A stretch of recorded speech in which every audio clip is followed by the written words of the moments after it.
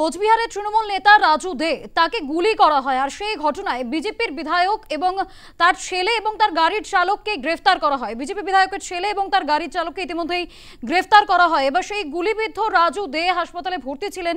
সেই সময় তাকে হাসপাতালে দেখতে যান উদয়ন গুহ, উত্তরবঙ্গের উন্নয়ন মন্ত্রী উদয়ন গুহ। তিনি তাকে দেখতে যান আর সেই সময় হাসপাতাল থেকেই একেবারে আহতকে দেখতে গিয়ে হুঁশিয়ারি দিয়েছেন মন্ত্রী উদয়ন গুহ। গ্রেফতার বিজেপি বিধায়কের ছেলে এবং চালক, আহতকে দেখতে গিয়ে হুঁশিয়ারি দিয়েছেন উত্তরবঙ্গের উন্নয়ন মন্ত্রী উদয়ন গুহ। কি বলেছেন তিনি শুনবো।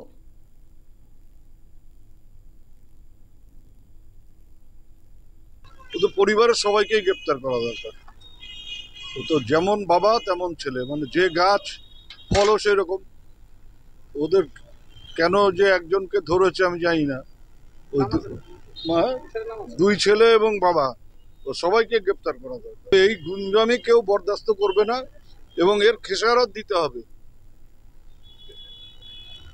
যদি মনে করে যে গুন্ডামি করে কুচবিহার আবার দখল করবে, ওটা ভুল রাস্তায় হাঁটছে। এর জন্য ওদের প্রচুর খেসারত দিতে